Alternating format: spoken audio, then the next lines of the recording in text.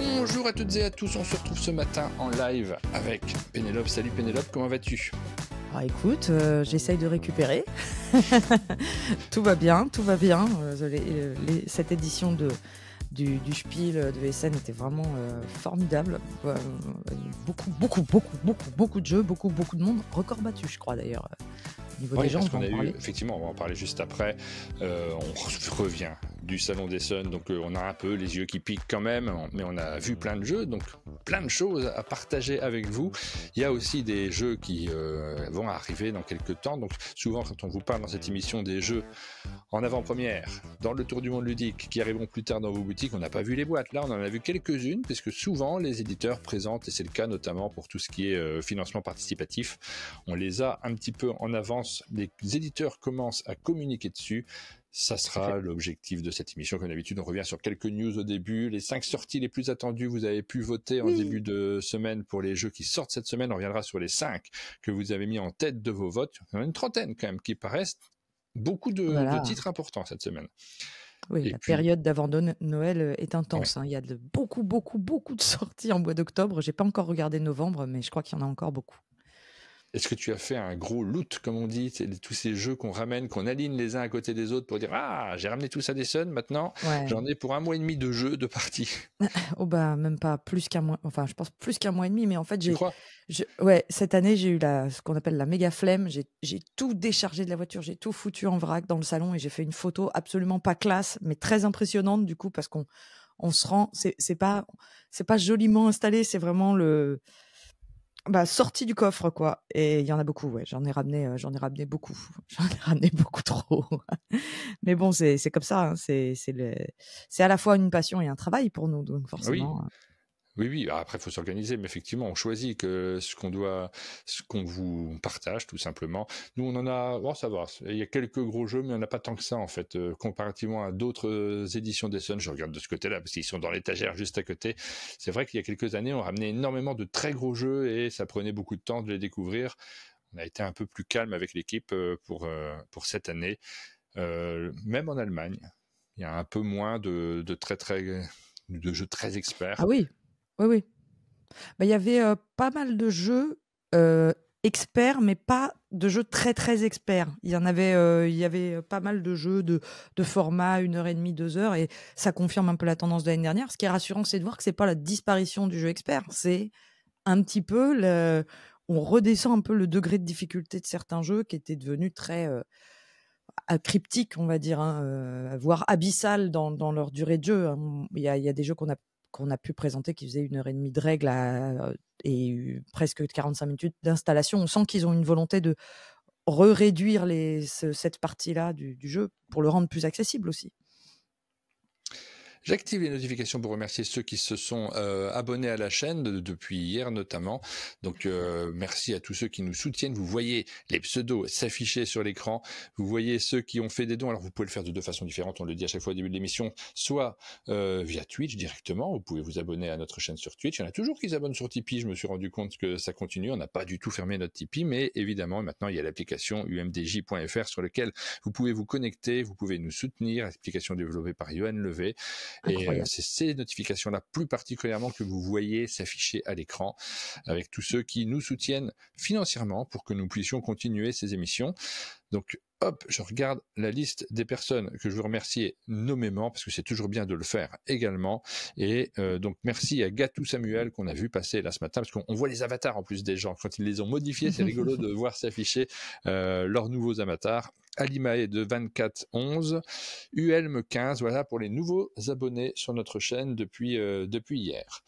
Grand merci à tous. Et puis on va commencer par les news. Alors juste, on est au début de l'émission, donc je redis que vendredi soir, quand même, je précise, il y a un bingo qui s'organise en ligne à 20h. Donc vous pouvez vous connecter et participer avec nous. C'est l'occasion de gagner. Il y a une 40aine de jeux à gagner. Donc merci à tous ceux qui nous ont soutenus et proposé des jeux. Et vendredi matin, tous les vendredis matins, il y a une tombola.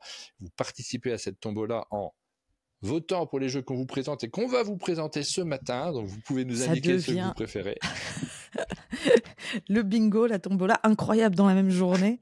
On a l'impression d'être à la fête Bah, foraine c'est d'un tous les monde de jeux. vendredis, c'est normal. Oui, c'est vrai, c'est la kermesse. La kermesse, un monde de jeux, vous êtes présents.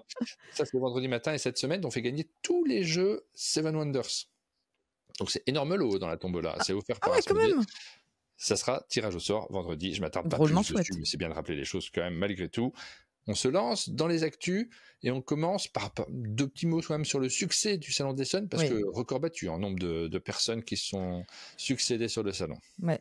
Et record ressenti. Je ne sais pas comment vous l'avez vécu, mais effectivement, 220 Ah 000 oui. visiteurs. C'est le plus grand nombre de visiteurs jamais enregistré pour le Spiel. Alors, ils avaient quand même agrandi la surface, hein. Il y avait un hall complet supplémentaire, le hall 7, Ouais. qui est gigantesque, dans lequel ils avaient mis tout le Asmodée et Cosmos qui prenaient une place folle. On pourrait croire que ça répartit et que du coup ça libère de l'espace, mais en fait non, parce que toutes ces personnes qui viennent en plus, elles vont voir elles vont quand même tous passer par ce fameux hall 3 qui est le hall où il y a toutes les sorties de jeux experts, de jeux initiés, et donc il y a des endroits où ça devient très très très difficile de circuler. Ils essayent de répartir sur la totalité de l'espace et on le sent, mais du coup il y a presque, alors moi je sais pas comment tu l'as vécu, mais moi je trouvais qu'il y avait moins d'espace comme avant, vraiment un peu vide. Il y a Oui. vraiment, on a l'impression qu'il y a du monde partout. Bon, Et il y a donc, des stands sur lesquels on circulait un petit peu mieux quand même. un peu mieux, ouais. C'est vrai que le hall 3, le hall 1, c'est très très dense en termes de population. On a du mal à se partager. Quand on a rendez-vous au hall 3, par exemple, Ouais. dans un coin, qu'on arrive et qu'on se rend compte que ah non, c'est de l'autre côté. Ah Bon, non. bah, j'arrive dans un quart d'heure. Juste pour traverser un espace, c'est incroyable le temps que ça prend. Bah oui, Ouais, oui, c'est comme ça. C'est tout à pas ce fait. que je préfère, hein, moi, très honnêtement. C'est un Ah salon que non. j'appréhende pour ça, parce que ça m'épuise complètement le nombre de Alors personnes qui sont présentes sur le salon. ouais, 220 000 c'était, visiteurs. Hein. ouais, un Et record battu. Je crois que le précédent c'était avant le Covid et ouais, c'était c'est de ça. 209 000, 207 000 ou quelque chose comme ça, donc largement battu. Ouais, alors je crois que l'année dernière, on était aux alentours de 200 000, je sais plus exactement combien, parce que j'en Mm. sais rien en vrai, mais c'est 2019 effectivement le record, et pendant quelques années, bah, il y a eu l'effet du Covid, ça n'est pas remonté tout de suite, et là, bah, c'est quand même bon signe pour le jeu de société, parce qu'on a tellement Mm. de nouvelles qui sont un peu tristounes, que de se dire Ouais. que les records sont battus, c'est peut-être que ça intéresse toujours du monde. Ah, non, mais c'est ça qui est surtout très étonnant, c'est de voir qu'il y a de plus en plus de monde dans les festivals, peut-être de plus en plus de gens qui s'y intéressent, mais tout de même des difficultés pour les maisons d'édition. C'est hyper, euh, enfin, ça serait intéressant de comprendre le phénomène qui est sous-jacent. Et puis, bon, c'est hyper bien pour le monde du jeu de société, c'est un peu moins bien pour nous individuellement quand on fait les festivals. Moi, j'aimais bien quand il y avait moins de monde, mais Bon, à après, titre personnel. Mais non, c'était chouette. Et puis, 948 exposants, 1700 nouveautés. Les chiffres sont lunaires. Et d'ailleurs, ça m'a fait me faire une réflexion. Je me suis rendu compte que ben, il y avait de plus en plus quand même de jeux et surtout de plus en plus de bons jeux intéressants. Ma liste de à suivre ou de augmente chaque année. Et cette année, clairement, c'était impossible que chacun d'entre nous couvre tout et puisse se tenir au ah, courant de tout. Et ce qui était rigolo, c'était qu'avant, quand on se croisait dans les allées, on avait tous un peu ce truc de t'as joué à celui-là, ah ouais, ouais, j'y ai joué, c'est super. Et là, à chaque fois qu'on se conseillait quelque chose, c'était quelque chose que l'autre n'avait pas vu. Et on n'a pas eu un jeu du salon qui ressortait. Chacun avait son jeu du t'as salon et pas de j'ai jeu du l'impression qu'il salon? va y avoir. J'espérais que Bah, tu j'ai me dises pas. le jeu du salon, mais c'est trop tard là, parce que je peux plus Bah non, courir j'ai là-dessus. mon jeu du salon. Enfin, je vais avoir mes jeux du salon, mais je vais pas avoir un jeu du. Il n'y a pas eu un jeu que tout le monde citait en disant ouais, et tout le monde me citait des jeux, ah bah celui-là j'y ai pas joué, ah bah celui-là j'y ai pas joué, c'est-à-dire qu'il y avait vraiment on a l'impression que ça se subdivise en niches, ceux qui vont beaucoup s'intéresser aux jeux de pli, ceux qui vont beaucoup s'intéresser aux jeux asiatiques plus spéciaux, et c'est des halls entiers hein, quand même, ceux qui vont vraiment aller vers le jeu expert, et il y en a de plus en plus, donc c'est de plus en plus de s'intéresser à tout quoi. Donc ça c'est un phénomène qui est assez intéressant. Bah, surtout, faut digérer Essen. Mm. Même les années précédentes, en fait, les jeux du salon, ces fameux jeux du salon, c'est un peu après. On s'en rend pas compte toujours parce qu'on croit que vraiment on arrive directement à retenir celui qui reste de l'année. Mais quand Ah on bah, regarde l'année 2016, par exemple, en se disant ah oui, quand même, c'était une belle année. Quand on sortait du salon d'Essen, on n'avait pas une lecture aussi limpide parce qu'il faut le temps de jouer au jeu et de se rendre compte de ceux qui restent. ben, c'est pas tout à fait ça. C'est qu'il y a des jeux qui vont avoir, par exemple, l'année de Ark Nova, c'était vraiment Ark Nova qui avait polarisé toute l'attention de tout le monde. Il y avait une file d'attente absolument gigantesque. Cette année, il y avait plusieurs jeux qui avaient cette file d'attente. Oui, en Et termes en de fait, buzz sur le salon même, ouais. voilà. Et en fait, ce qui est intéressant de voir, c'est ceux qui disent il y a pas de Ark Nova comme si c'était, il y a pas eu de Ark Nova comme si c'était une critique ou un échec, il n'y avait pas d'aussi bon jeu que Ark Nova. Ils sont dans l'erreur, c'est-à-dire qu'il n'y a pas eu de Ark Nova, pas parce qu'il n'y avait pas de jeu aussi bon que Ark Nova. Il n'y a pas eu de Ark Nova parce qu'il y avait plusieurs jeux qui étaient très bons et il n'y en avait pas un qui se démarquait par rapport aux autres. C'est ça il y a moins un jeu bon et tous les autres sont en dessous, quoi. Il y a plus de jeux bons dans l'ensemble. Enfin, Alors, voilà, on peut se servir du classement Fair Play qui est présenté chaque année. On en a déjà ouais. parlé, nous, hier, je crois. On est revenu sur ce classement-là un peu plus dans le détail en les expliquant à chaque fois. Donc, on va pas le refaire ce matin. Mais ça donne quelques indications sur des jeux qui ont été votés par les abonnés, les scouts du magazine Fair Ouais. Play, plus exactement. Et puis, il y a un prix qui est décerné par Fair Play directement et qui est revenu à Château Combo. Combo, voilà, j'ai découvert ça ce matin. C'est toujours des petites nouvelles sympas à relayer. Et c'est un magazine qui date des années 80 à 1987, qui est vraiment un magazine très connu en Allemagne sur le jeu de société. Et ils remettent des prix et ils ont remis le prix du meilleur jeu de cartes de l'année, hein, pas du meilleur jeu, mais du meilleur jeu de cartes de Ouais. l'année à Château Combo, qu'on félicite du coup. Ça vient d'être annoncé. C'est un jeu qui a récolté énormément de prix, Château Combo. Ouais. C'est le cas également de SETI. Il y avait un deuxième prix qui était remis sur le salon d'Essen. C'est le Deutscher Spielpreis. C'est juste avant, en fait. Hein. C'est avant le début du salon. Il y a cette remise systématiquement. Ils le présentent à chaque fois comme le prix le plus important en Allemagne. Bof. Selon certains critères. Parce qu'évidemment, c'est pas le Spiel. Ce fameux Spiel qui est remis, lui, en juillet. Et oui. Et qui fait vraiment l'événement au niveau mondial. Là, c'est un peu plus anecdotique. C'est SETI la grande... qui a... Oui. Ça vote du public, là, je crois. Oui, la grande différence, c'est ça, c'est que le Spiel, c'est un prix du jury, jury exclusivement constitué, le Spiel des Jahres, c'est un jury exclusivement constitué de presse critique, de membres de presse critique, et le Deutscher Spielerpreis, c'est un vote du public, tout simplement. Donc, il y a un regard qui est intéressant dessus. Par contre, c'est sûr que le vote du public, on sait que c'est ambigu, parce que le public, à quoi a-t-il joué ? On se retrouve avec des jeux qui sont certes de très très bons jeux, mais qui sont souvent juste les meilleures ventes ou les jeux qui ont le plus fait parler d'eux avant. Donc on est rarement surpris, si vous voulez, par le résultat du Deutscher Spielerpreis. Et c'est parce qu'on est rarement surpris que le prix n'est pas si important que ça. Ils en parlent beaucoup à Essen, mais tout le monde, en gros, on s'en fiche un peu du résultat à l'international de ce prix parce que on sait déjà ce qui va être, qui va gagner le Deutscher Spielerpreis. Alors que le Spiel, un peu comme le jury de l'As d'Or ou le jury le Gioco dell'Agno italien, etc., sont des prix remis par des jurys qui vont réfléchir autrement.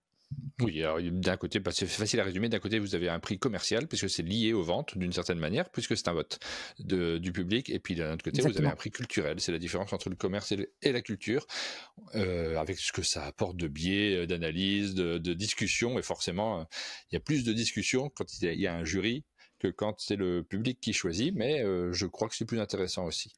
Mais c'est aussi parce que c'est plus discuté que ça intéresse plus de monde. C'est-à-dire que les résultats étant pas toujours acceptés par tout le monde, ça fait que les gens s'y intéressent, alors que bon.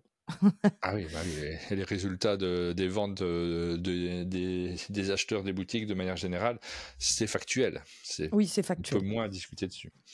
On continue avec les sorties les plus attendues de cette semaine. Vous pouviez voter, c'était mardi qu'on a fait ce vote-là pour les jeux. Merci beaucoup parce que vous êtes très nombreux à participer en utilisant l'application développée par Johan Levé. Vous allez encore pouvoir le faire en vous connectant sur umdj.fr. On rappelle que maintenant il faut utiliser son abonnement, son compte Twitch tout simplement pour se connecter. Il y a eu quelques soucis de connexion les semaines dernières. Normalement ça a été résolu, donc vérifiez si vous pouvez tous vous connecter. Si c'est pas le cas, envoyez-nous un message, on essaiera de résoudre le problème.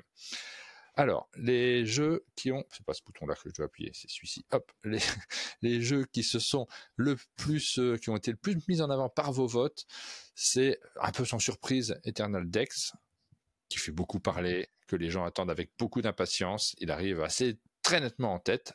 Très nettement en tête en Sanctuary, qui est pourtant une émanation de Ark Nova. Oui, mais Eternal Dex a eu d'excellents retours depuis qu'il est passé sous sur les tables de différents festivals et vraiment il a beaucoup, beaucoup de bons retours, notamment une très grosse mise en avant de la part du passe-temps, et voilà. Alors que Sanctuary a des retours plus mitigés, on va dire, Bah, ça plaît pas au plus même, ouais. voilà. Et donc forcément, normalement, les gens se tiennent un peu au courant à ce moment-là.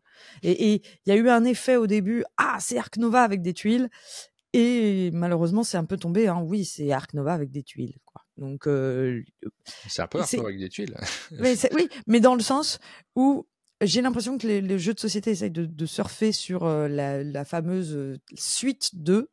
Mais le problème, c'est que le danger de faire une suite 2, c'est que le jeu va toujours être comparé au précédent. C'est ça. Alors que le jeu va être très différent, mais on ne peut pas le ressentir et on ne peut pas le juger pour ce qu'il est en soi. Donc ça va créer parfois un contraste négatif, quoi. Donc moi, je trouve que c'est plutôt un danger maintenant de faire des suites sur des thèmes déjà existants. Moi, j'ai plutôt bien aimé Sanctuary. J'en ai fait Oui, qu'une partie le jeu est pour plutôt l'instant, mais sympa. j'ai envie d'y rejouer. Je trouve ça chouette, alors que ça fait un moment que j'ai pas rejoué à Ark Nova. Mm. Le troisième sur le podium, c'est Amanite, le nouveau jeu de Spiral Edition, dans lequel on va faire des petites collections de champignons. Attention, certains sont dangereux, et d'autres, il y a un antidote, il y a des points de victoire. Voilà, c'est un jeu assez simple, avec un peu de guessing à l'intérieur. Ouais, le troisième, c'est le Hobbit, histoire d'un aller-retour. Tu y as joué à celui-là ? Oui, j'y ai joué. J'ai trouvé ça. Alors, je trouve le matériel absolument génial de ce jeu. Il donne hyper envie de jouer. Les illustrations sont chouettes et tout. Ah, c'est super, le jeu est un peu simple pour mon goût personnel. Oui, c'est très simple. Voilà, et j'ai envie et un petit peu lent, mais j'ai envie de le continuer quand même parce que j'ai bien aimé quand même le principe et j'ai envie de voir si ça se complexifie sur les missions suivantes, etc. Donc non, il est plutôt, il me donne envie d'y rejouer en tout cas. Bah nous, on n'attendait rien du tout avec ce jeu-là. On y a joué, tu sais, en revenant d'Essen. Déjà, on ne le connaissait pas à l'avance. On l'a découvert à Essen. C'est bête, hein, mais et on a découvert qu'il sortait cette semaine. Ah, bah bon, ok. Il était à Vichy. Il était à Vichy, ouais, bah, je l'avais pas vu. Et mais celui-ci, très peu présenté. Il était dans un coin. Ouais. On a fait une partie. Je me suis dit, ah oui, c'est tout simple, c'est pas très, voilà. Et en fait, j'ai beaucoup de plaisir à y jouer. Et là, j'y rejoue et j'ai hâte de refaire ma prochaine partie. Et ça me plaît bien. Je pense qu'il mérite d'être mis en avant. Et le dernier, c'est Tebai cette semaine qui arrive en dernière position. Gros jeu, là, celui-ci, qui est publié en version française par Pixie Game. Que tu as pu jouer, je crois, et pas moi encore. Ouais. Moi, c'est chouette. Moi, j'ai bien aimé aussi. Tu me dirais bien d'y rejouer. Ouais. Voilà. Pour les 5 jeux qui sont mis en avant, il y en avait plein d'autres qui sortaient cette semaine. Allez voir si vous voulez avoir plus d'informations sur toutes les sorties, l'émission qu'on a faite mardi, ou alors vous allez directement sur le site amondedejeux.fr et tout en bas de la page, vous avez la liste totale de toutes les sorties de la semaine. Voilà belle ces sorties. Série de jeux. Belle semaine, quoi. Il y a des belles semaines. Ah oui. Puis surtout, il y en a des très bons dans tous ceux qu'on cite pas. Il y en a vraiment qui plaisent peut-être à un public plus limité ou qui ont eu moins de communication. Parce que là, il y a aussi des effets de communication. Nous, on a pas mal parlé justement au début de semaine du Hobbit. C'est pour ça qu'il se retrouve aussi dans les 5, je pense. Parce que vous écoutez ces émissions, naturellement. On passe maintenant à notre rubrique du Tour du monde ludique, des jeux qui vont arriver. Et on commence par lequel ? Premier jeu dont on parle. Bunny Kingdom Town.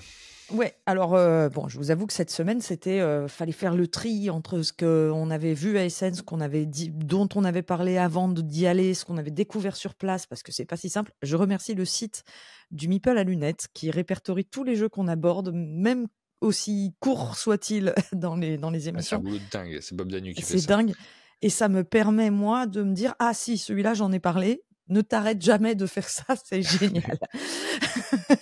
Vraiment, je t'en supplie. Donc, nous n'avions pas parlé de Bunny Kingdom Town. Moi, je l'ai découvert sur le stand de Yellow. Et Yellow, ils ont un super stand à Essen, un stand qui est... En fait, il faut passer un petit portillon façon saloon un petit peu, et ils ont un stand qui présente un petit showroom dans lequel peuvent rentrer la presse de façon libre. Sachez-le, c'est pas le cas de tous les éditeurs et c'est vachement pratique en fait, parce qu'on n'est pas obligé de prendre un rendez-vous, on peut juste rentrer et voir des présentations de jeux sur table avec la petite fiche. Et donc, il y avait Bunny Kingdom Town, qui est la version duel du Bunny Kingdom, toujours de Richard Garfield et illustré par Jiahui Eva Gao. Alors j'aurais aimé avoir une meilleure photo, malheureusement ma meilleure photo s'est avérée très floue, ce qui fait que vous avez une petite photo pas ouf et une capture d'écran de vidéo que j'ai trouvée sur internet. Mais l'illustration vraiment de la couverture est vraiment très très jolie. C'est une illustratrice qui travaille principalement sur du Lorcana. Donc je trouve que l'ensemble est vraiment beau à regarder sur la table. C'est un jeu, donc c'est la version 2 joueurs. On continue dans le faisons la version duel du jeu. On espère faire le même succès que Seven Wonders Duel. Et dans ce jeu-là, on va incarner une grande famille de lapins qui va tenter de conquérir une ville, et celui qui aura le plus de carottes dorées à la fin de partie gagne la partie. Le jeu se déroule en 2 phases. On va drafter des bâtiments sous forme de tuiles, et on va aussi récupérer des lieux. Enfin, j'ai l'impression que c'est des cartes lieux des emplacements où on va pouvoir mettre les tuiles ou quelque chose dans ce genre-là. J'ai pas eu une explication très. Enfin, on m'a pas expliqué. Si on m'avait expliqué, j'aurais mieux pu vous le résumer. Mais ce que je sais, c'est qu'on va placer les bâtiments sur le plateau central, et à chaque fois qu'on va placer un bâtiment, on va scorer un nombre d'étoiles fois le nombre de bâtiments qui est autour, etc. Donc c'est vraiment pose de tuiles de joueurs. Moi, c'est exactement le genre de jeu que j'ai envie d'essayer.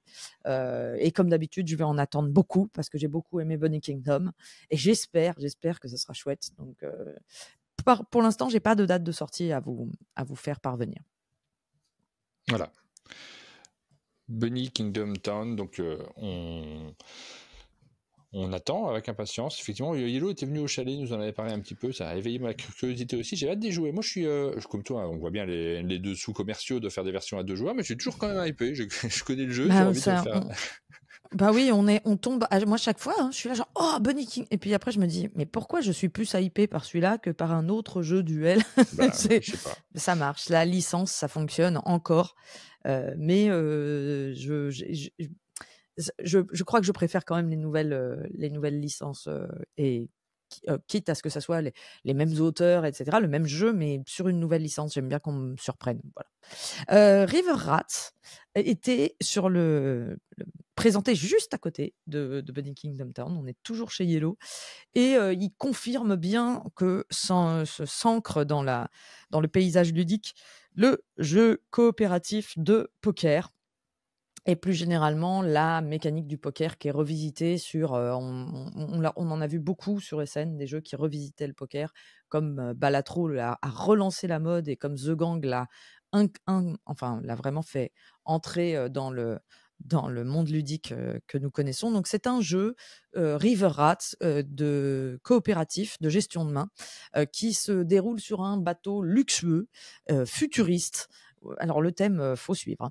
Un bateau luxueux futuriste où les rats de la rivière, donc des rats, des invités bioniques et riches, ouais, plus je rajoute des mots à cette phrase, plus ça semble barré, vont forcer l'équipage à jouer au poker contre eux, en fait, pour leur divertissement, pour s'amuser. Allez, jouez avec nous, voilà. Et votre but, c'est vous êtes les membres de l'équipage, et votre but, c'est clairement de faire les meilleures mains de poker pour plumer, pour battre les riches rats de la rivière bionique. Enfin, les riches rats bioniques de la rivière. Donc, chaque faction de l'équipage que vous incarnez va posséder des pouvoirs uniques, et les joueurs vont combiner leurs capacités et leurs actions spéciales pour inverser les chances, en fait. Donc c'est un coopératif contre d'autres joueurs.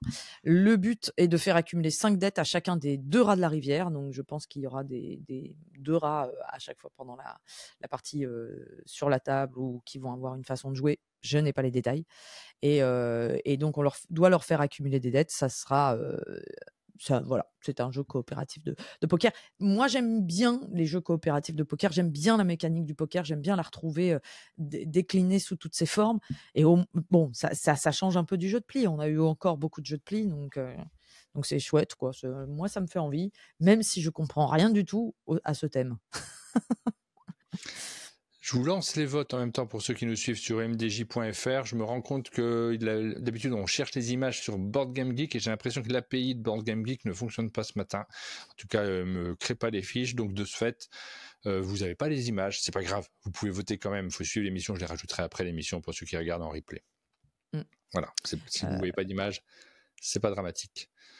On continue donc avec... Je précise que Dolmore nous dit que ce jeu est en bêta sur Board Game Arena en ce moment. Si vous avez, c'est toujours chouette quand on a l'abonnement de pouvoir jouer à des jeux en avant-première et je dirais même avant-première quoi, à ce stade-là. Donc je donne l'information à ceux qui sont sur Board Game Arena.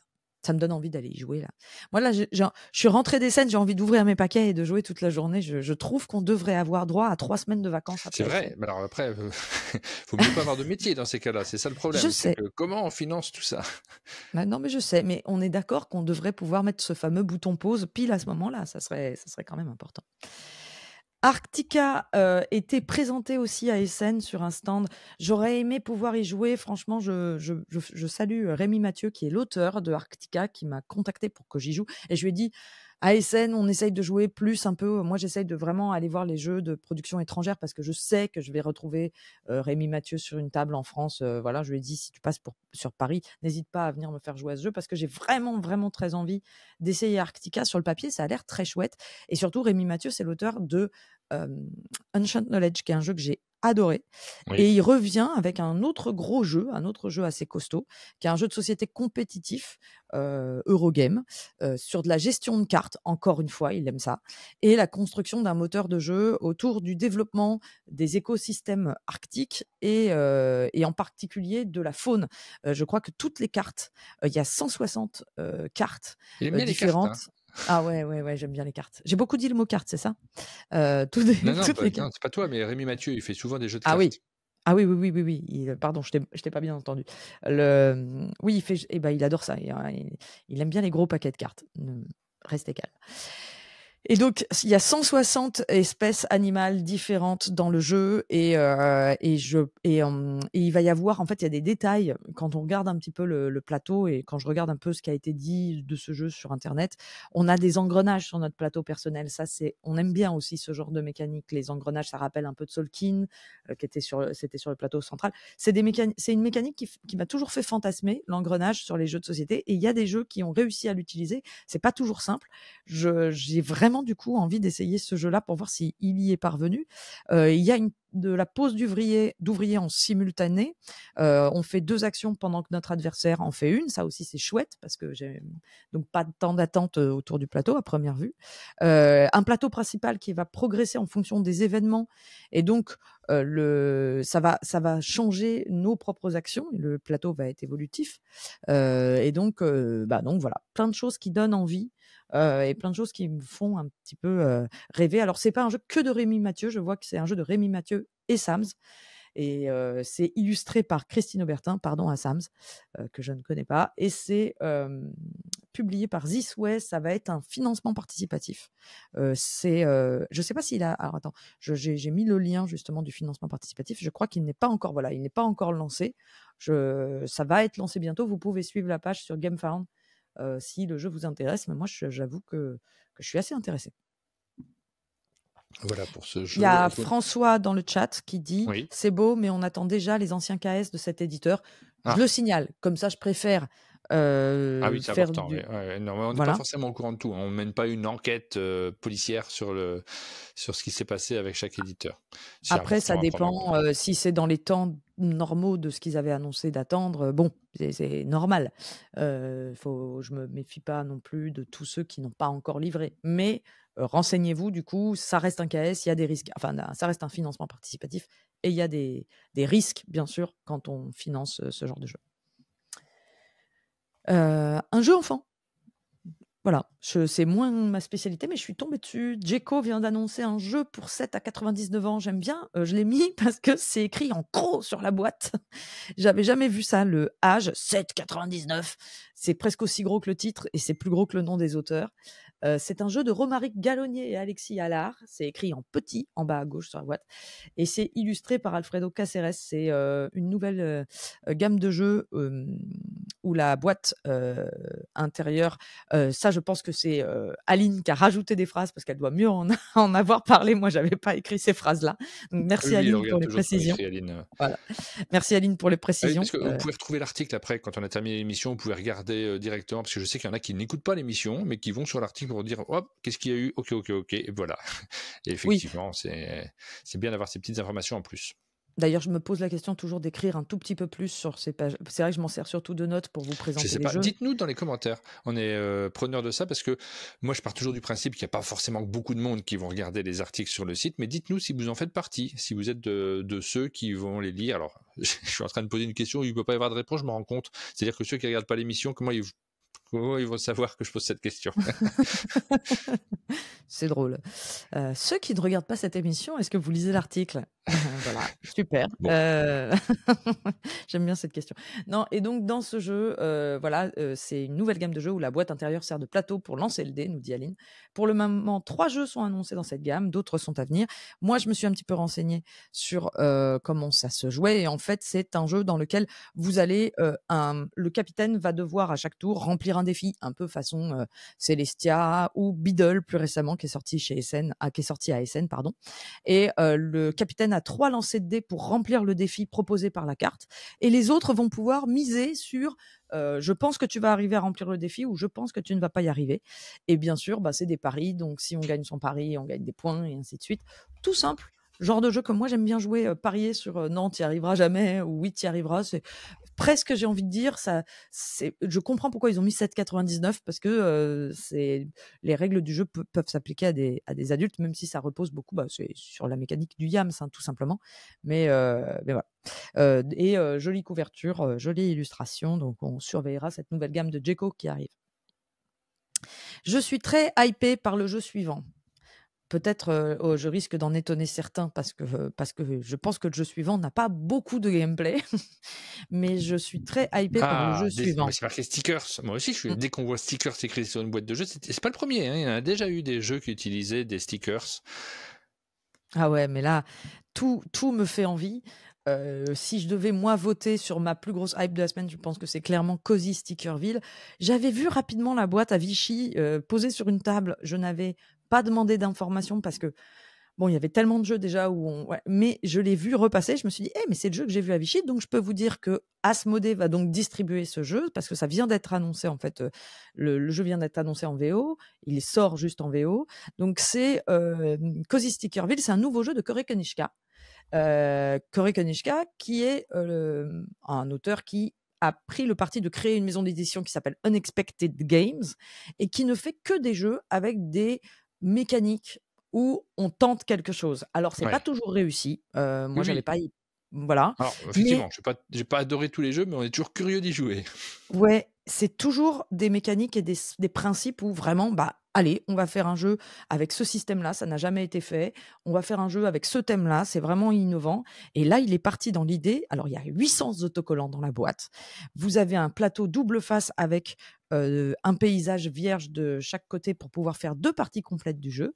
Et en fait, vous allez tout simplement explorer des terres, découvrir, vivre une histoire et coller les autocollants, construire votre ville, votre paysage au fur et à mesure des décisions que vous allez prendre. Et j'ai l'impression que c'est principalement narratif. En gros, vous allez partir d'une première petite série de bâtiments et puis vous allez pouvoir faire des actions. Alors, quand on dit faire des actions dans les lieux, c'est vous allez surtout aller lire des idées du narratif, utiliser peut-être les ressources que vous aurez collectées avec vos bâtiments et prendre des choix, payer vos choix.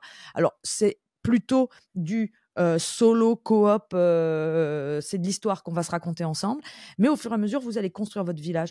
Pour un petit exemple tout bête, vous n'avez pas le droit de construire, de coller aucun autocollant sur la partie gauche du plateau tant que vous n'avez pas construit un pont pour passer au-dessus de la rivière. Ah oui. Et voilà. Donc, c'est exactement ce genre de mécanique-là. Vous allez développer votre ville et vous allez pouvoir le faire une première fois. Et puis, vous allez pouvoir le faire une deuxième fois, complète. Donc, je pense que sur les 800 autocollants, il doit y avoir 2 sets de 400 ou quelque chose J'ai comme ça. très envie d'y jouer. Oh là là, mais moi, je suis saucée de dingue pour... il y a des maisons, des fermes, des boutiques, des animaux, des bâtiments de toutes sortes. Et je trouve graphiquement que c'est hyper beau. J'adore la couverture. Voilà, je pense que je tiens une de mes plus grosses attentes de 2026, même si j'en ai conscience, hein, ça sera peut-être pas un jeu au gameplay le plus profond qui soit, mais je sais pas, j'ai l'impression qu'ils vont quand même réussir à nous surprendre. Et il y a des jetons de ressources, donc moi, oui, je savais que ça te plairait aussi. Oui. Bah oui, j'ai envie d'y jouer. Vous allez pouvoir nous indiquer aussi si vous avez envie de jouer à Cozy Stickerville. Comment... Et le truc, en fait, moi, ça me fait penser aux décalcomanies en plus. Moi, j'aimais bien les décalcomanies quand j'étais petite, pouvoir choisir, faire mon décor. Donc là, on retrouve un peu cette sensation. Je vois que dans le chat, j'ai réussi à communiquer mon enthousiasme.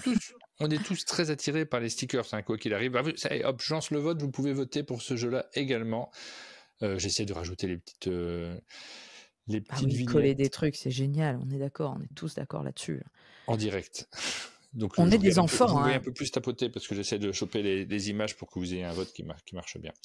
Vu qu'on n'y arrive pas avec BGG là tout de suite. Mais Yoann est sur le coup, mais on n'a pas trouvé. C'est pas très grave, hein. C'est du détail. Ça ne nous empêche pas de vous présenter les jeux et notamment ce Netflix Squid Games qui arrive en 2026 à un nouveau zombicide. Bon, alors j'ai mis version française. Enfin, j'ai mis dans la partie France. En fait, j'en sais rien, mais je me suis dit... C'est marqué Asmodée, c'est plus marqué Cool Mini Renault. Donc déjà, c'est une bonne indication sur le fait qu'il y a des chances qu'on l'ait. Voilà. C'est un peu ce que je me suis dit. Asmodée, grosse licence, zombicide, il y a peu de chances que ça soit pas du tout distribué en France. Maintenant, ça reste un peut-être. Donc, ne prenez pas ça trop argent comptant. Mais alors, je vais pas... Moi, vraiment, la licence zombicide, j'arrive plus à suivre du tout. Et la licence Squid Games je sais plus à combien de boîtes ils en sont, je sais pas si c'est bien, je sais pas si c'est mal. J'ai décidé de lâcher la licence zombicide et de juste communiquer sur le fait que voici un nouveau zombicide et c'est Squid Games. Donc Squid Games, c'est une série qui a beaucoup de succès sur Netflix. Je pense que la plupart d'entre vous connaissez, avec que moi je n'ai jamais regardé personnellement. C'est pas du tout le genre de choses qui m'attire. Tu l'as regardé toi, Squid Games? Oui, j'ai vu la saison 1. Je crois pas avoir vu la deuxième. Je me sais plus. En fait, ça m'a pas marqué plus que ça, moi. Voilà. Je vois quelqu'un dans le chat qui dit « Ouais, Zombicide, Squid Games, en avait-on vraiment besoin ?» La question n'est pas là. C'est-à-dire que nous, peut-être pas, Asmodée, sûrement. Ce genre de jeu doit bien se vendre auprès aussi des fans de la série, des gens qui sont fans. Il y avait déjà eu des jeux Squid Games qui étaient assez dispensables, mais comme c'est une sorte de jeu, c'est facilement adaptable en jeu de société, en version zombicide, pourquoi pas, écoute, voilà. Bon, et puis en plus, le jeu à la Méritrash, hein, c'est vraiment ça, c'est-à-dire le jeu où on dégomme, on lance des dés, voilà. Chez nous, n'a pas... Enfin, je veux dire, c'est pas le genre de jeu qui a le plus de succès en France, mais il y a vraiment des fans absolus. Hein. Il y a des gens qui ont toutes les boîtes de zombicide et qui suivent ça de très près. C'est juste des niches qui communiquent moins, on va dire, et c'est des types de joueurs qui se spécialisent dans des types de jeux.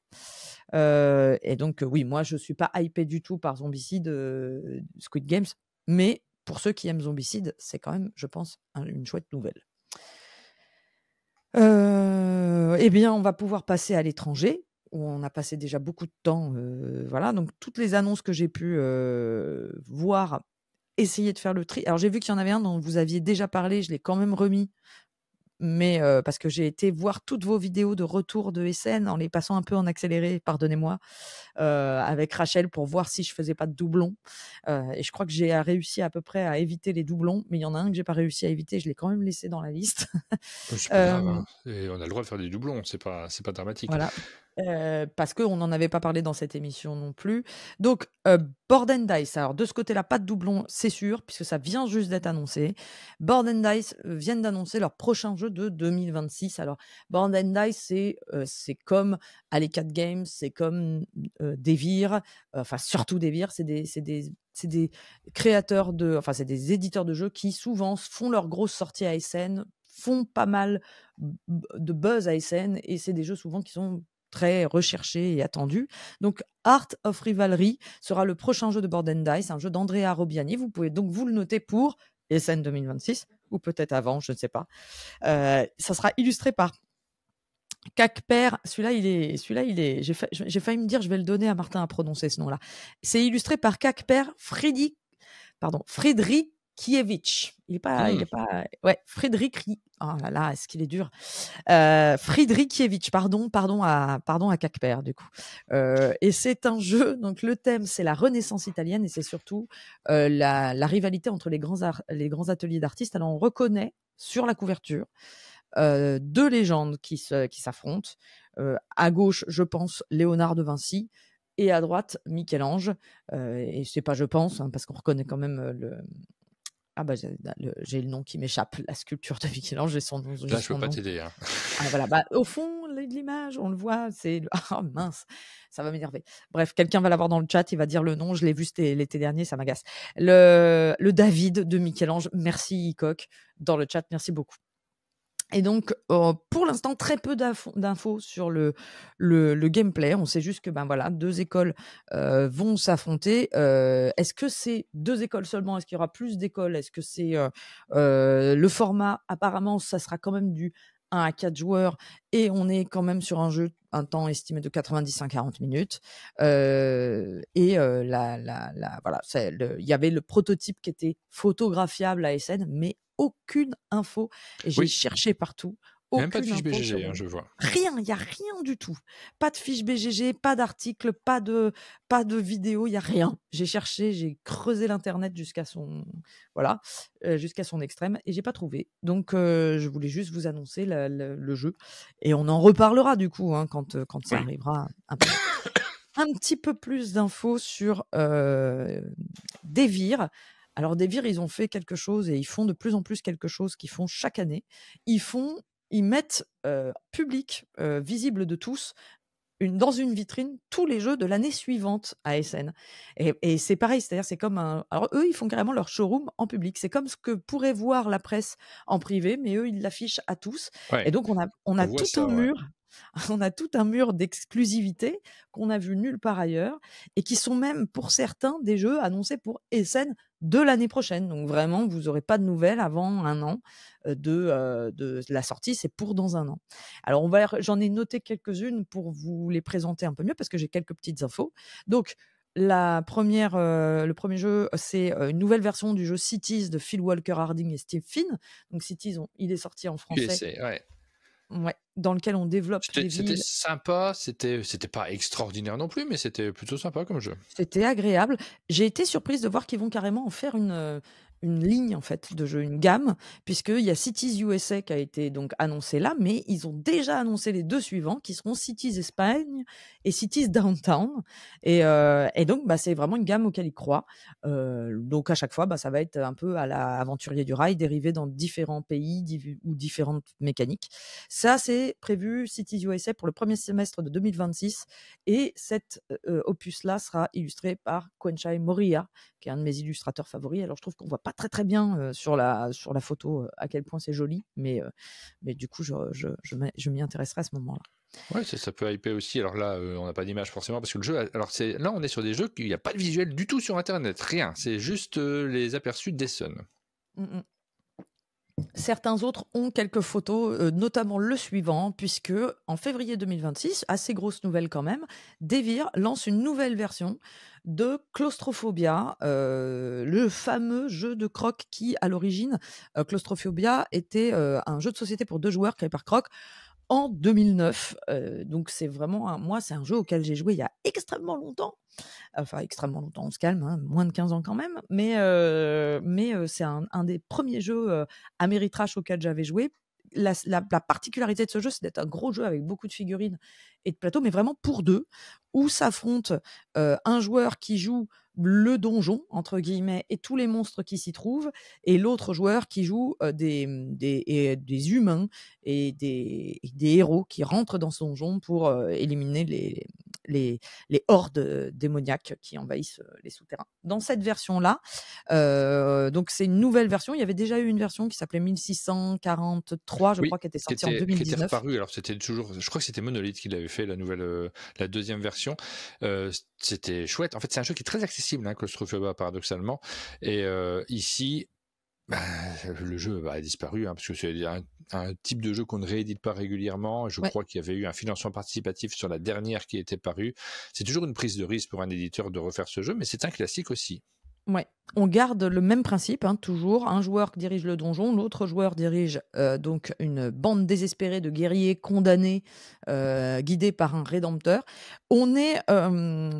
Apparemment, de ce que j'ai lu, les règles sont simplifiées. L'univers est moins heavy metal que l'interprétation qu'en avait fait Monolith dans 1643. Et ça se veut plus fidèle à la version originale, donc de 2009. Et j'avoue que la couverture est quand même plutôt classe. Ça Ouais, a c'est joli quelque ça. chose. Ouais, il se passe plein de trucs en fait sur cette couve et ça donne un peu envie d'y retourner quoi. Donc ben voilà. Mais faut aimer la méritrage, faut aimer la figurine, faut aimer. Et donc le jeu marchait très très bien d'ailleurs, hein. C'était vraiment un excellent jeu qui a une très très bonne réputation, mais effectivement qui est très typé. Et donc faut aimer ce genre de jeu. Le jeu suivant, pas trop d'infos dessus, à part que c'est le futur jeu de Dani Garcia, qui sera illustré, très, très bien illustré par Edu Valls. Edu Valls fait partie des illustrateurs qu'on voit de plus en plus sur des couvertures aussi, qui est de plus en plus, appelé à illustrer des jeux et il faut dire que c'est vraiment très beau, ce qu'il fait. Donc ça met l'accent, ce jeu va mettre l'accent sur 3 éléments qui ont guidé la carrière de l'architecte Gaudí, Antoni Gaudí, la nature, la Catalogne et Dieu. Voilà. Ah, bah, c'est super, c'est tout un programme. C'est exactement la même chose pour moi. Exactement. La nature, le Jura et Dieu, pareil, hein, Oui, finalement bon, pour, bah, oui. Non, les cartes appartiennent à 3 catégories, donc ces 3 catégories. Elles vont offrir des points de score immédiats de fin de manche et de fin de partie et pour pouvoir les placer, eh ben, il faudra en fait, vous voyez, il y a un petit jeu de tuiles de couleurs qu'on va placer sur un plateau et ça va être la façon dont on va placer ces tuiles colorées et les groupes de tuiles qui vont influencer la façon de scorer des points. C'est tout ce que je sais pour l'instant et ça sera sûrement plus précis quand on en reparlera, mais voilà, nouveauté et ça fait partie des jeux, vraiment annoncés. Alors non, les 2 jeux suivants sont les jeux annoncés pour carrément dans 1 an, on y va et bizarrement j'ai plus d'infos dessus. Le premier c'est Shugendo, ça sortira donc à Essen 2026 en espagnol, donc en français ça sera sans doute pour 2027, on est carrément des lunes à l'avance. Alors ça enrichit la gamme Kemushi Saga. Ce qu'ils appellent la Kemushi Saga, c'est Bitoku, le Château Blanc et celui-là. En fait, c'est ces jeux d'inspiration autour de l'univers d'inspiration japonaise. Et le mot Kemushi, ça signifie chenille en japonais. Et la saga est censée explorer les thèmes de la nature, la spiritualité, etc., etc. C'est un jeu d'Alessandro Cuneo et Simone Luciani qui va intégrer de la prise de risque, du push your luck, du stop ou encore, comme on dit. Et dans ce jeu, les joueurs vont poser des cartes pour construire une communauté composée de fermes, de puits et d'autres éléments, tout en essayant d'éviter de croiser trop de yokai. Donc, on en reparlera pareil, je pense qu'on est sur du jeu, voilà, qui est plutôt un jeu expert, plutôt et pour l'instant, alors il fait assez envie sur son graphisme, sur son icono. Ça a l'air d'être à la fois, costaud et en même temps épuré et si c'est dans cette même logique que justement un Château Blanc, ça peut être vraiment très chouette et je préfère qu'on m'annonce ça que Château Blanc 3. T'en as assez de Château Blanc. C'est un bon jeu, hein, ceci dit. Mais c'est génial, Château Blanc, j'adore. Mais j'aime bien quand on me présente des nouvelles. Voilà. Tim, il faudrait faire un vote. Vous préférez les licences, la suite de licences ou les nouvelles licences? Le dernier jeu annoncé par Devir, alors il y en avait d'autres, mais j'ai sélectionné et vous voyez, il y en avait déjà beaucoup. Niraya sera un autre jeu de Dani Garcia et on va y incarner des archéologues qui vont découvrir dans une forêt les vestiges d'une civilisation passée et les membres de cette civilisation. Et on va à la fois, j'ai essayé de comprendre cette phrase et je suis pas sûre de l'avoir bien comprise parce qu'on va y incarner à la fois des archéologues qui découvrent les vestiges et les membres de cette civilisation mis au jour. Voilà. Et donc j'ai l'impression on va jouer sur 2 temporalités. Le jeu offre ainsi des opportunités pour que les versions du passé et du présent collaborent entre elles. Et donc, je pense que ça va être un jeu avec des actions dans le passé et des actions dans le présent. ce qui est plutôt cool comme concept. Ça fait plutôt très envie. Donc voilà. Et pas d'autres infos pour l'instant à vous communiquer dessus, ni le nombre de joueurs, ni rien, parce que je n'ai pas pensé à prendre la photo sur le côté ou sur l'arrière de de ce présentoir. Je note pour l'année prochaine. Voilà, c'est des jeux qui ne sont pas encore sur BGG, tout cela, donc on n'a pas plus d'informations. BGG, c'est ce site américain sur lequel on a beaucoup d'informations supplémentaires. Ça nous permet de découvrir les jeux un petit peu en avant-première. Là, on sait pas trop pour là, c'est de la pour tout pure ça, mais avant-première. c'est une première approche. Donc je vous fais voter pour tous ces jeux-là sans mettre de visuel particulier. Et on continue donc avec le jeu suivant. Hop. Moi, je vous conseille, quand vous regardez cette émission, d'avoir votre petite fiche Excel sur le côté. Que vous collez au mur, vous tracez des fils Comme entre ça, les vous différents savez, jeux et les moments de l'année. Et après, quand on vient chez vous, on pense que vous êtes un enquêteur de génie. Alors, moi, j'avais très envie de parler de ce jeu qui a été, dont on n'avait pas parlé avant Essen, que j'ai pu jouer à Essen, qui est une sortie toute récente de chez Cranio Création, qui est l'éditeur italien. C'est un jeu de Pedro Ometti, ça s'appelle Tricky Treats. Et en plus, c'est Halloween demain, donc si jamais vous avez la boîte, si jamais vous allez la recevoir, je ne sais pas, parce que je pense que ça peut s'acheter sur Philibert. Alors, je l'ai commandé, mais c'est possible, vous le recevez aujourd'hui. Je ne l'ai pas pris, je suis bête, mais je l'ai commandé après. Je te le souhaite. Moi, c'est mon regret d'Essen. C'est-à-dire, j'ai joué au jeu, je l'ai trouvé super, et je sais pas, je l'ai pas pris. Je me suis dit. Mais j'ai hésité plein de fois, en fait. Je me suis posé assez régulièrement la question, je le prends, je le prends pas, je le prends, je le prends pas, je le prends, je le prends pas. Je suis reparti, puis je me suis dit, ah si, je le prends. Mais j'étais plus loin. C'est bien, trop bien. Et en fait, je pense que c'est parce que c'était un jeu qui est quand même relativement très familial, et je me suis dit, peut-être c'est pas un jeu que je vais jouer avec mon cercle, mais en fait, c'est ridicule parce que moi, j'ai déjà envie d'y jouer. En plus, demain, c'est Halloween, j'ai envie d'avoir la boîte. Ce jeu propose un truc trop chouette. Vous allez chacun avoir un petit plateau devant vous avec 5 enfants dessinés dessus qui sont en slip et en t-shirt. Oui, ils sont. Et vous allez devoir les costumer pour Halloween. Donc, vous allez prendre des cartes. En fait, à votre tour, vous allez avoir comme action au choix de récupérer une carte du j'ai quelqu'un qui sonne à ma porte. Est-ce que je peux m'interrompre pour 5 minutes? Je suis vraiment désolée. Je ne vais pas pouvoir en dire grand-chose parce que moi, je n'ai pas joué, mais c'est vrai que c'est sur le matériel de ce jeu qu'on est particulièrement attiré, avec une mise en place alors sur la table de l'éditeur de Cranio Édition, qui faisait des gros jeux au tout départ, Cranio Édition, puis là maintenant ils font des jeux qui sont un peu plus légers également. C'est rigolo, cet éditeur, c'est qu'il a eu plusieurs vies. Il y a eu Cranio, avec toute une équipe de personnes à l'intérieur qui ont proposé des jeux assez experts aussi pendant une période, et puis après ça s'est scindé en deux. Il y a eu Horrible Game parce qu'ils n'étaient pas d'accord tout simplement sur la ligne à suivre, si j'ai bien compris, parce que peut-être je brode un peu, et oui, c'est sa vie, les maisons d'édition. Et là on a un matériel qui est assez sympathique. Moi je saurais pas vous l'expliquer plus particulièrement, mais j'ai plusieurs fois j'hésitais à le prendre et finalement je l'ai pris. Alors, merci d'avoir pris le relais quand j'étais à la porte. Donc, je sais pas du coup si tu as expliqué un petit peu le principe du jeu. Non, du tout, parce que je ne sais pas jouer.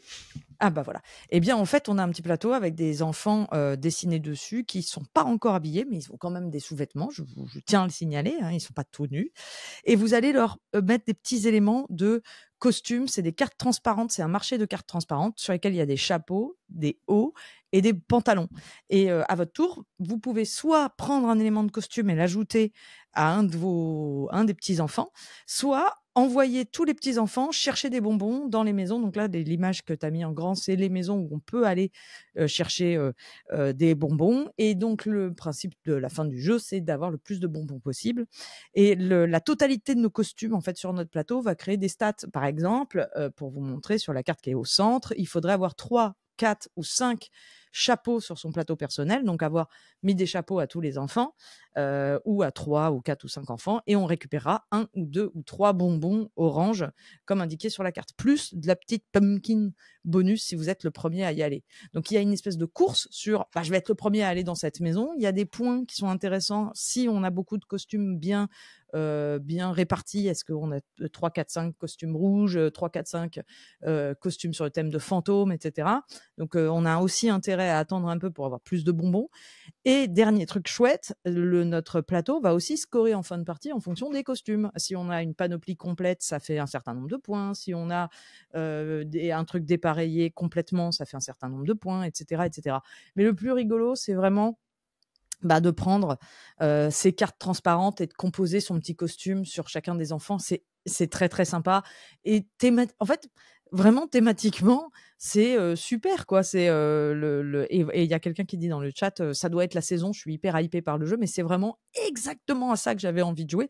Certes, c'est très familial, mais ça marche très bien. Et ça marchera très bien en famille. J'espère l'annonce d'une VF rapidement. J'ai vu la boîte Ça a la chez tête plusieurs d'un éditeurs. jeu qui peut être Ouais. localisé, ça, oui. Ah oui, tout à fait. Mais j'ai vu la boîte chez plusieurs localisateurs. Je pense que ça va être le moment de qui va réussir à localiser ce jeu. Donc, j'attends des nouvelles et on vous en reparlera quand l'annonce sera officielle. Pour l'instant, pas d'annonce de version française. Mais c'est dommage parce que Halloween, c'est demain quand même. Il faudra qu'ils se dépêchent, quoi. Le jeu suivant, c'est Rowdy Partners. C'était aussi à Essen. Je n'y ai pas joué, celui-ci. Je l'ai vu dernier jour du salon et pourtant, ça avait une grande table juste devant le stand de Capstone Games. Ça avait une belle mise en avant. Mais voilà, ça fait partie des jeux, on passe à côté, puis on fait comment ça se fait que j'en ai pas entendu parler de celui-là. C'est un jeu de Jason Hager et Darren Reckner, illustré par Amelia Sales, dans un style très différent de ce qu'elle fait d'habitude. J'aime beaucoup cette illustratrice. C'est aussi elle qui a fait la couverture de Horloge, par exemple. Vous voyez, donc elle a vraiment une palette très diversifiée. Et on peut déjà précommander ce jeu sur le site de Capstone Games. Il n'est pas encore dispo en magasin, mais il est déjà précommandable sur le site. C'est un jeu de catch de cow-boy. Donc, c'est un jeu de pli, en fait, en équipe, avec joué sur plusieurs manches, chacune composée de 8 plis. Et on va collaborer avec ses partenaires. En fait, c'est du jeu de pli en équipe. On va collaborer avec ses partenaires pour épuiser la santé de ses adversaires à l'aide de coups bien calculés. Là, je lis le petit résumé, et de contre malins.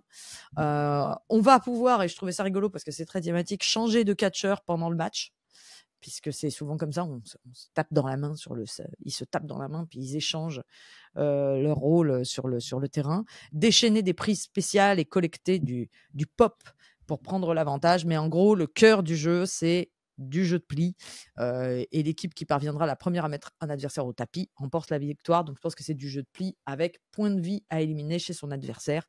Donc thème rigolo. On ne sait pas du tout pourquoi ils sont allés chercher les catcheurs et les cow-boys, mais c'est du catch de cow-boy. La force fait la loi. Le suivant, c'est un jeu pour Martin. C'est ma sélection pour Martin. Market Fresh. Pourquoi tu suis très légume, moi, tu le crois? Ah oui, t'es très légume, t'es très fruit. Pas le choix.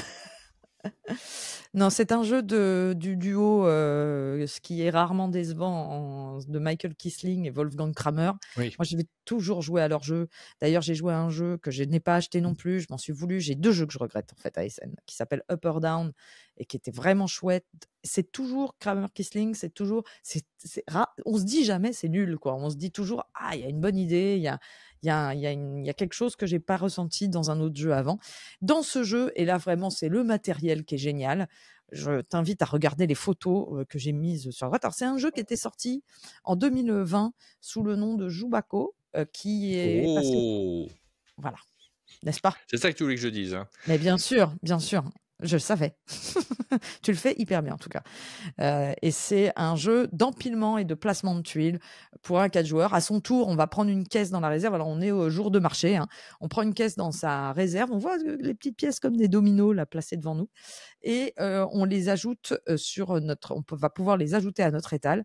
Et lorsqu'on place une caisse dans notre étal, plus on expose de produits identiques, plus on va marquer de points. Donc c'est vraiment de la pose de tuiles, scoring immédiat à chaque fois qu'on pose quelque chose. Mais bien sûr, il y a des étages et ça se superpose et il y aura des points bonus à la fin de partie, etc. etc.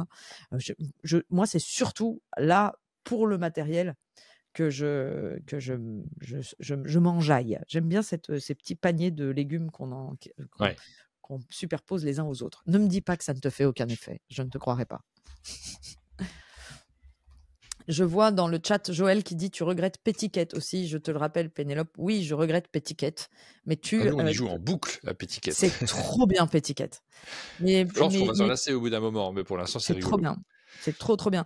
Mais Joël l'a acheté, du coup, j'ai la possibilité d'y jouer. Donc, moi, je sais pas, mais il y a un petit truc qui me fait un peu triste sur mes derniers SN, c'est que je me suis rendu compte que je prenais surtout des jeux intéressants pour la chaîne et pour le travail, et que je m'autorisais moins justement à acheter Tricky Treats, ou parce que c'est plus familial et que moi je voulais moi, et il faut que prochain SN, je n'achète que les jeux qui me font plaisir et je les prends tous.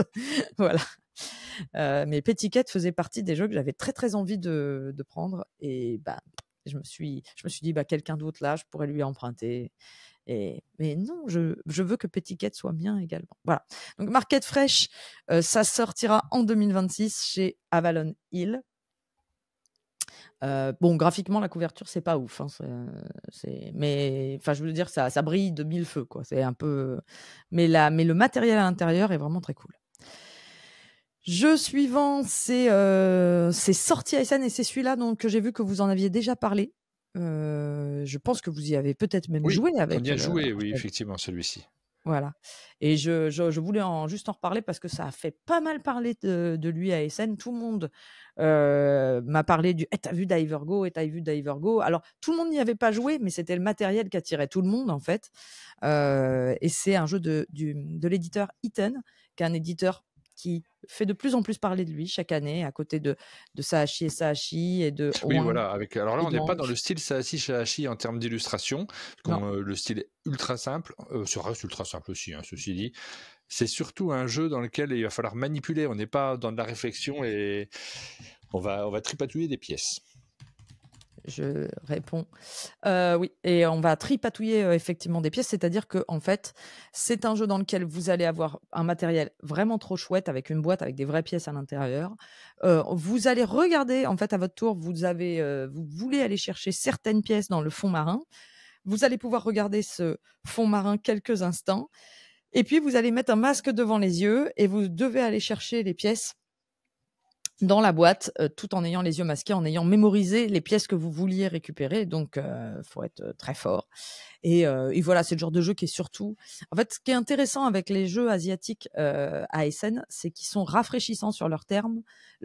Ils se prennent moins au sérieux, et ils ont permis peut-être de un tout petit peu réintroduire ce qu'on avait plus avant, avec même les jeux à l'allemande, des thèmes, voilà, un peu foutraque, un peu rigolo, un peu on est surtout là pour s'amuser, et des thèmes où on se dit, où on a envie de posséder la boîte et le matériel, parce que, t'as déjà joué à Divergo, tu te masques les yeux puis tu dois aller chercher des pièces dans une boîte. Voilà, moi j'ai envie de jouer à ça. Bon, Loche, allez, on Et pourra t'y faire jouer dans 2 semaines. ouais, Je je l'ai récupéré aussi. vais pas jusqu'à te dire il faut que tu l'aies chez toi. Tu vois, c'est pas indispensable Non, comme mais jeu. Franchement, c'est pour la curiosité. Mais en passant sur le stand, j'ai pris les jeux de Sahashi. Je les ai pris quand même. Mais je n'ai pas pu m'empêcher de rajouter celui-là sur la liste. ouais, et je suis d'accord. Et moi, ce que j'apprécie, c'est, du coup, ils ont tendance un petit peu à donner un ton plus léger à l'ensemble de la production ludique, et à remettre cette notion de, on peut rigoler aussi. Oui, oui, bon, voilà, c'est rigolo. Mais Après, j'ai pas dit que le jeu était génial, mais non, moi non plus. voilà. Mais par contre, c'est toujours hyper soigné en plus en matière d'édition. Il y a quelque chose qui est toujours hyper attirant, comme l'objet. On a l'impression d'être à Tokyo puis pouvoir ramener un souvenir. Enfin bon, voilà. Il y a Rachel dans le chat qui dit qu'elle t'a complètement explosé à ce jeu, donc peut-être Oui, que... et ça m'a pas dérangé. Il y a des jeux où tu dis oh non j'ai perdu, il faut qu'on en refasse une. Là j'ai dit ah ouais j'ai perdu. Bon, on joue à autre chose. Est-ce que vous préférez un jeu moyen mais rigolo ou un jeu super mais pas marrant? Souvent je trouve les jeux super assez super et les jeux moyens assez moyens, donc ça répond en partie à la question. J'aime bien les deux, moi. Oui, on va acheter des jeux moyens s'ils sont rigolos. Par contre, s'ils sont moyens et pas rigolos, là non. Et s'ils sont nuls et nuls, non. Je vous donne des indications utiles pour la suite de l'émission. Ouais.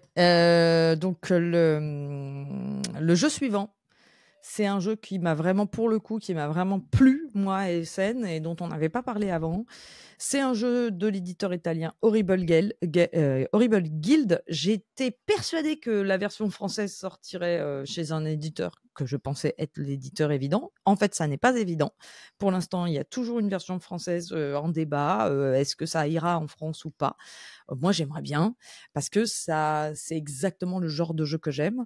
C'est un jeu de puzzle game. Ne cherchez pas à ce qu'il y ait du thème ou quoi, ou enfin voilà, c'est pas du tout autre chose que le puzzle que ça représente à chaque partie. Et je pense que c'est ça qui ralentit peut-être les éditeurs, les localisateurs, parce que c'est du puzzle, c'est comme du jeu de déduction et chaque petit puzzle, vous allez le résoudre. Et est-ce que vous aurez envie d'y jouer souvent? Moi, oui, parce que ça marche très bien sur moi. Je pense à tous ceux qui ont joué à Blueprints. Si vous avez joué à Blueprints, dans Blueprints, il y a une pièce où il y a 3 coffres qui ont des messages et qui vous disent des messages dont 2 vous disent la vérité et 1 vous ment, et vous devez savoir quel coffre ouvrir. Eh bien, c'est exactement le concept de Carnivore Did It. Quand je dis puzzle, c'est oui, énigme si tu veux, Calwarvieux, mais c'est un puzzle dans le sens où c'est un puzzle mental. C'est on doit remettre les morceaux dans le bon ordre et dans le voilà. Le principe, c'est que vous avez des tas de fiches avec des tas d'énigmes. Il y a un nombre d'énigmes complètement hallucinant, d'énigmes logiques, et vous allez mettre des cartes de suspects et les phrases qu'ils prononcent chacun, leurs témoignages chacun. Donc parfois il y aura 3 suspects en mode facile et il peut y en avoir jusque 7, je crois, en mode difficile, et ils disent tous des phrases, et parfois il y en a un qui ment si c'est en mode facile et parfois il y en a 2 qui mentent si c'est en mode difficile. Et le genre de phrase, je l'ai mis typiquement, j'ai mis une image qui vous permet d'avoir un exemple d'une partie. La partie, c'est quoi? Je place les cartes et je dois résoudre le plus vite possible le puzzle, enfin l'énigme. Donc par exemple, là ça dit que Requin dit que Peacock est en train de mentir, Peacock dit que Shark est le coupable, et Panther dit quelqu'un de plus petit qu'1,70 m l'a fait. Et donc une des 3 affirmations normalement est fausse. Ça c'est une vraie énigme, hein. Vous pouvez essayer de la résoudre et il faut comprendre qui est le coupable. Le coupable est forcément quelqu'un qui dont qui ouais, en gros, c'est pas forcément celui qui ment, mais c'est celui qui est désigné par l'énigme. Je pense que c'est un jeu pour Johan, c'est un jeu pour moi. Moi, j'adore ce jeu-là. Là, moi, j'ai envie de le résoudre, mais je vais pas le faire parce que sinon, ça va me faire réfléchir en même temps qu'on fait l'émission, c'est pas possible. Mais je pense que Ouais, c'est vous des jeux où pouvez je me essayer dis de le parfois résoudre. aussi, est-ce que c'est pas un jeu solo, ça? C'est clairement, ça peut se jouer en solo, ça peut se jouer à 2, ça peut se jouer à 3, mais ça n'est pas du jeu compétitif, ça c'est sûr.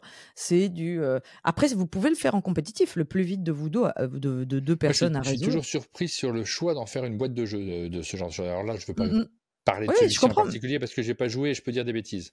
Mais on a Kalou qui nous dit sur le chat que ça lui fait penser aux énigmes qu'il y avait dans les magazines des années 80. C'est vrai. Et moi, ça me fait penser à ce genre de truc. J'ai envie d'y jouer sur un smartphone. En fait, j'ai pas forcément envie d'avoir une boîte en plus pour ça. Mais Ah non, moi peut-être que ça marche là, il y bien a un sur mode moi. de jeu qui est génial en équipe. J'en sais rien, hein. Non, je pense que c'est le genre de jeu où vous pouvez décider d'être tous ensemble pour résoudre, ou tout simplement faire la course aussi. Moi, j'aime bien faire la course avec les autres. Moi, Ouais. je vois que Johan dit il adore, j'ai acheté, bien sûr. Moi, j'ai envie de jouer à ce jeu avec Johan, qu'on soit à une même table, qu'on nous foute la paix pendant 25 heures et qu'on passe 25 heures à voir qui va le plus vite sur Eh ben, chaque t'as qu'à énigme. venir parce que il me Oui, ramène au chalet tout à l'heure, il a dit. oui, il a dit, bah oui, mais ça me fait une petite trotte. Mais voilà, Johan, il dit oui. Mais je crois qu'on est très raccord sur ce genre de choses.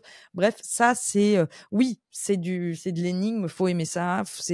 Ça peut sembler anecdotique. Je pense que les éditeurs hésitent à le localiser exactement pour les raisons que tu as dit. Mais s'ils visent les gens comme moi, qu'ils n'hésitent surtout pas. Voilà. Moi, j'adore ça, et et j'aime bien presque que le jeu n'ait pas cherché à être autre chose, et n'ait pas cherché à détourner le système par du lore ou de l'histoire ou quoi. C'est brut de coffre, et je trouve que ça fonctionne très bien. Et j'ai joué et j'ai trouvé ça très très chouette. Autre jeu qui a été annoncé par Thundergriff, l'éditeur espagnol, ils ont annoncé Galileo's Truth, qui est un jeu de Virginio Gigli et Flaminia Brasini, illustré par Paolo Votto. Ça sera en financement participatif bientôt sur GameFound. Et vous reconnaissez un petit peu le type de couverture et le logo. On est sur la même un petit peu lignée que Darwin's Journey, Galileo's Truth. Donc, si vous avez aimé Darwin's Journey, je pense que ça doit un petit peu vous intéresser. Donc, on est en 1610. Le monde tel qu'on le connaît est en train de changer et il y a Galiléo est en train de faire des rumeurs autour comment dire, on est en train de se dire, tiens, peut-être que Dieu n'a pas inventé l'espace et peut-être que la place des planètes n'est pas celle qu'on imagine, etc. Et donc, là, c'est un jeu compétitif pour 1 à 4 joueurs proposant du deck building. Et ça, c'est chouette parce qu'on adore le deck building, du placement d'ouvriers, de la gestion de ressources et de la gestion de la suspicion parce qu'il va falloir qu'on fasse gaffe parce que forcément, à force de dire mais peut-être que la Terre, elle est ronde et tout ça, il y a des gens que ça réveille et qui disent oh là là, mais t'es fou, toi, on va te mettre en prison. Et donc, vous allez essayer est-ce que vous allez choisir, c'est un des thèmes du jeu, est-ce que vous allez choisir la vérité ou la peur va-t-elle vous faire renier ce que vous pensez? Donc ça, moi, je trouve ça assez génial comme thème et parce que l'Inquisition est quand même il va falloir faire gaffe à l'Inquisition qui va nous pourchasser. Donc hype au max, peu d'images pour l'instant, seule une image de quelques cartes. Alors je trouve que c'est un petit peu marron-gris, tristounet, mais bon, le thème n'est pas joyeux hein, en réalité, donc ça marche bien avec.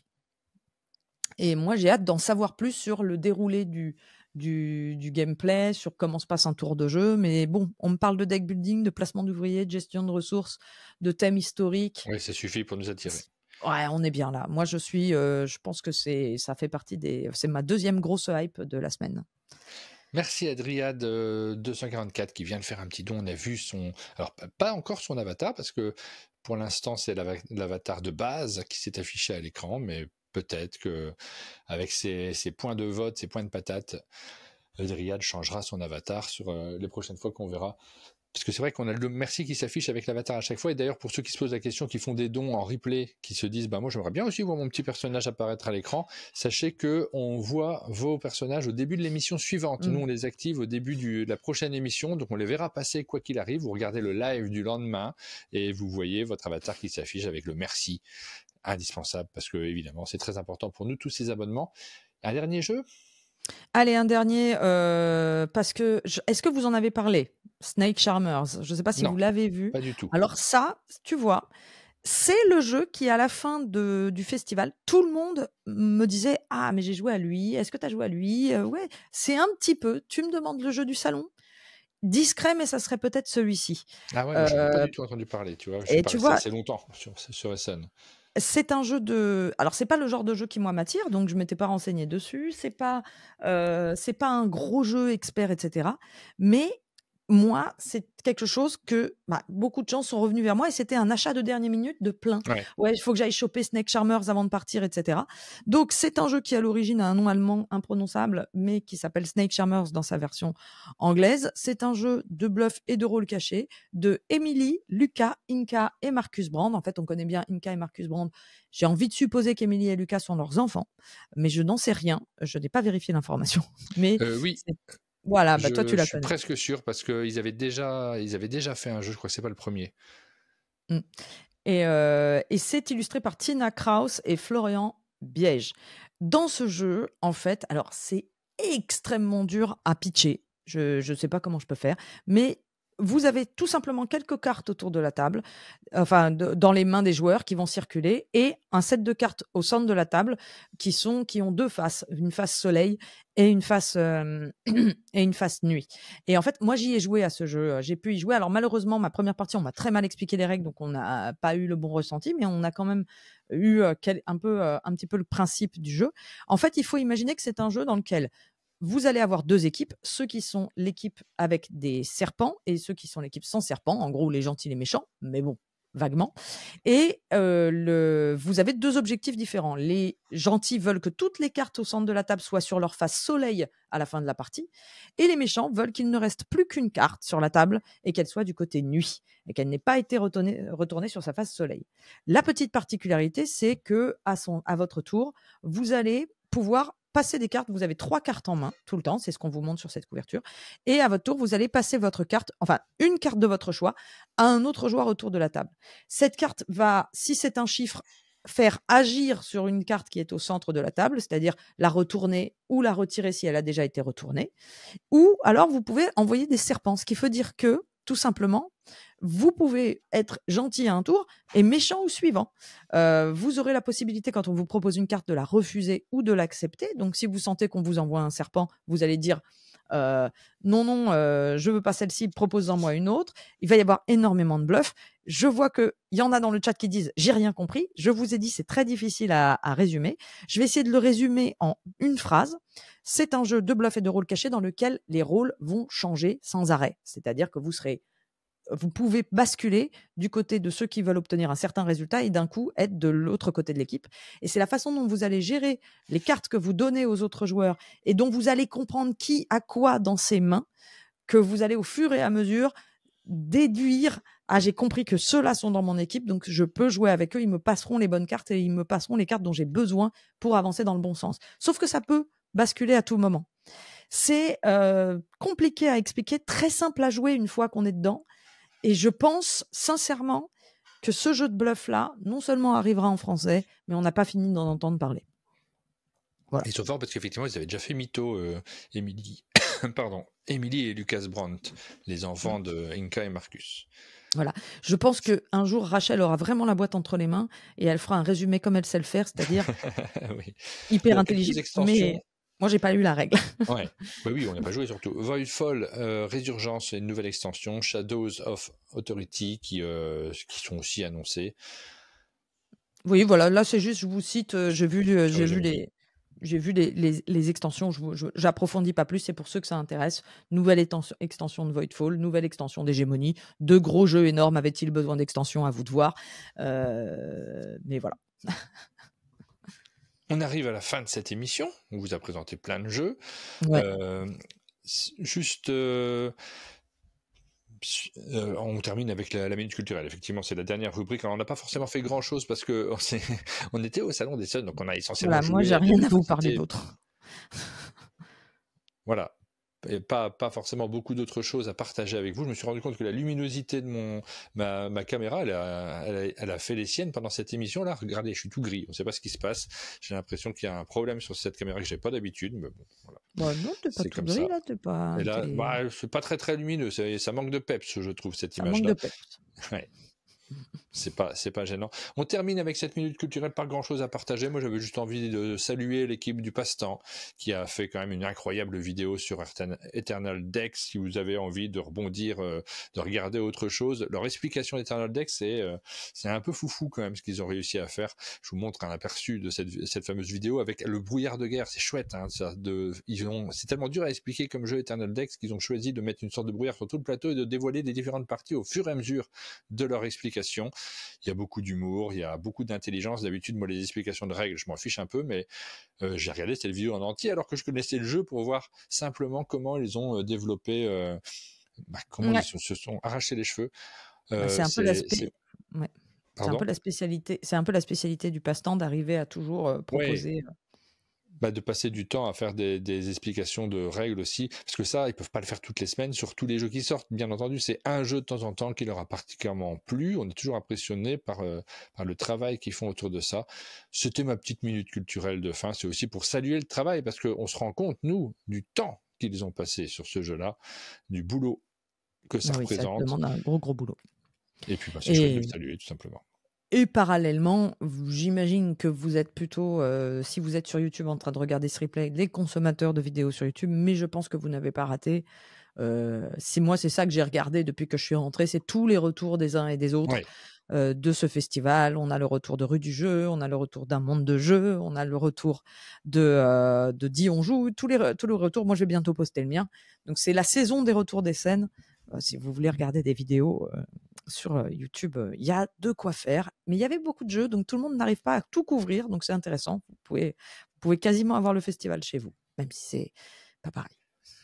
On a un gros doute sur la date de la prochaine émission. On n'est pas sûr, donc je vous donne pas rendez-vous la semaine prochaine parce que tout simplement il y a beaucoup de monde qui vient enchaîner en même temps. C'est une semaine un peu hyper riche. On a enchaîné après Essen avec 2 grosses semaines, mais par contre de sûr on se retrouve dans 2 semaines, ça c'est certain, et même dans 3 semaines tu seras au chalet carrément. Donc Oui, ça je suis trop contente. En plus, ça sera la première fois que je serai avec Rachel au chalet et que je suis. Enfin bon, voilà, ça sera pour fêter aussi. J'aurai l'impression de fêter avec du retard son arrivée au chalet et d'être avec vous tous. J'ai bien hâte et moi j'ai promis à Rachel que j'allais emmener dans mon coffre tous les jeux qu'elle allait cocher sur la liste. Je vais lui envoyer la liste de tout ce que j'ai récupéré. Et on va se faire. Je pense que je vais en profiter pour vous faire jouer aussi à des choses que j'ai ramenées. Donc voilà. Rachel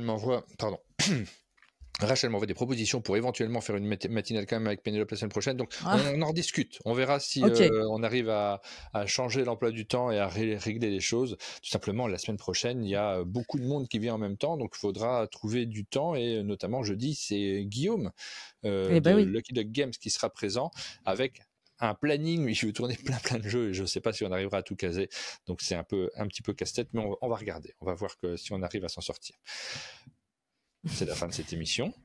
On vous souhaite une bonne journée. Je rappelle que pour ceux qui sont demain, il y a le tirage de la tombola. Donc tous ceux qui ont participé au vote, qui ont gagné des patates, vous pouvez les utiliser pour gagner éventuellement l'intégrale de Seven Wonders. C'est demain soir. C'est le bingo. On n'a même pas regardé quel était le jeu qui avait eu le plus de votes. On fait voter les gens, mais on regarde même pas. J'aime bien le résultat parce que c'est intéressant de voir ce qu'ils ont voté. Je vais le faire à l'oral peut-être parce que. Tout à fait. Est-ce que je peux le montrer? Je vais voir. C'est vrai que votez, mais on se fiche de vos. Non, pas du tout, on s'en fiche pas. Celui qui a le plus de votes, c'est évidemment le Cozy Stickerville. Mais évidemment. Qui arrive en tête des votes devant Galileos Truss. Ah ouais, quand même. Le Carnivore Didit, qui est forcément attendu également. Bunny Kingdom DL en 4e position et Tricky Treats en dernière. Tricky Tits, je ne sais pas le dire. Tricky Treats, pardon. Je pense que Galiléo, il y a vraiment les. J'arrive à les lire parce que j'ai écrit petit. Ça, c'est le bilan de vos votes. Merci à tous d'avoir participé. C'est la fin de cette émission. Ah, regarde, Bunny Kingdom vient de passer 3e. Ah, incroyable. On voit bouger les choses en direct. J'aime bien. Bah oui, c'est pas fini parce que les gens vont continuer à voter. T'as même pas voté, toi, tu vois. T'as pas encore voté en plus. Donc, allez, bonne journée à tous. Ciao. Et à très bientôt.